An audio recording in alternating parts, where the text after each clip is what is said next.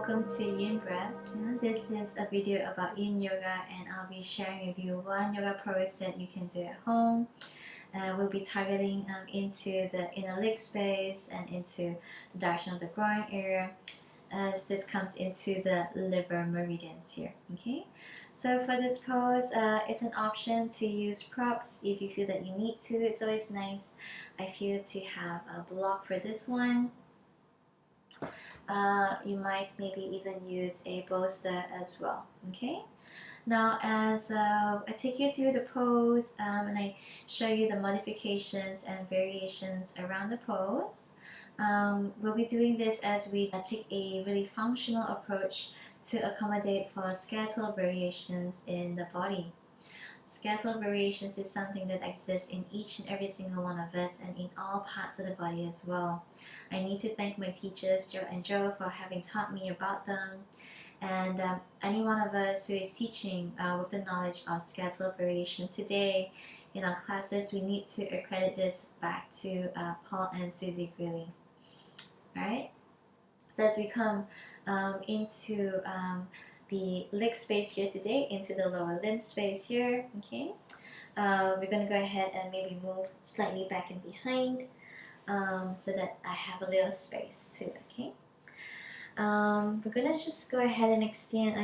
Keep one foot close towards you first, towards the torso. So I'm going to keep my left foot close towards me as I extend my right leg out to the right side here. Okay. Already here, when I extend my leg out to the right side, I can already feel a stretch into the inner side of the leg space here, especially coming up towards the direction of the groin. Now, with where my legs are, okay, I can keep this position as I bring the hands forwards into the front, and then I might maybe walk the hands slightly over towards the right side, or slightly over to the left, and see if this changes the sensation of the stretch for me in that part of the body. Maybe I find a position that feels good. I'm like, okay. And then I might come down maybe onto the elbows this way. As I stay here, I might use a block. Yeah. Maybe I'm resting my arms on top of the block, and then I can fold forwards and allow my head to rest. So this is a nice option. Or maybe I don't need a block at all, and I might come all the way down onto the mat this way. Alright, so this is one way to do it. Another way is maybe if you feel that this leg is kind of in the way of you getting into that space and feeling the sensation into the inner leg space here, you might maybe move the foot outwards slightly so that it's away from you, or maybe you might even place that foot onto your mat, onto the ground, as you fall forwards here this way. Again, you can move the torso slightly to see if this changes the sensation and the feeling of the stretch for you.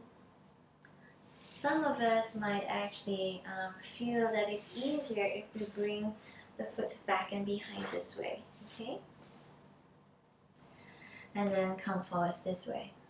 So this is not an option for me. I don't have much internal rotation in the body. If I did choose this option, and this is when I would need to use some props like the block and a bolster, and then come forwards this way, because this would be my maximum that I could follow. Okay, so here, this is one option, but I don't find that this option is suitable for my body. I feel that I'm feeling more tension into my hips and doesn't feel nice, and I'm losing the sensation of the stretch into my leg space. So I'm going to go ahead and come back into that first position, which works for me and for my body here. So whichever position that you come into, make sure that it works for you. And even as I bring my torso forwards into the front, because I'm able to sense and feel more here this way here, notice that my foot rolls forwards into the front, and that's absolutely fine. I don't need to keep my toes upright this way. because then I would be engaging into my glutes, and I would be struggling to hold this position for 30 breaths, or the equivalent of 3 minutes. I would feel a lot of strain and tension into my quads as well, and I would then lose the intention of trying to feel a sensation of stretch into the inner leg space, right? So this is what we mean by a functional approach to accommodate for skeletal variations. It's really not about what you think you should be doing in a pose, but really it's about how you should be feeling and where you're feeling it, and if it's the right place for you to be in, that you can be here really quite effortlessly while still feeling a stretch, okay, for a period of time. Now, so as you slowly come out, right, slowly maybe bring the leg back towards you. You can release the legs forwards into the front, maybe lean back against the wall. You can stay here for a while as you feel that sensation of energy come back down into the inner leg space here. So it's just on the one side here, the liver meridians, okay? And then maybe make your way into the other side. And when you do the other side, maybe notice and see if you're doing the exact same thing that you did on the first side. Because on the second side, again, like what I mentioned, due to skeletal variation, what you do on the second side can be entirely different altogether.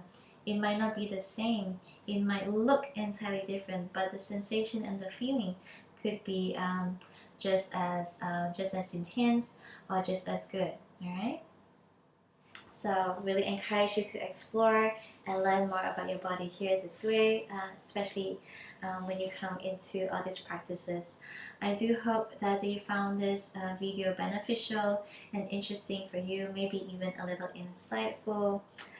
This is the last of the videos altogether, so I really like to thank you so much for your time, for joining me here, for taking the time to listen to me and to maybe learn some new things as well about yourself, about a practice, maybe taking the knowledge right here, right now, and applying that immediately into your practice moving forward, whether it is a yin practice or whether it's any other asana based practice as well.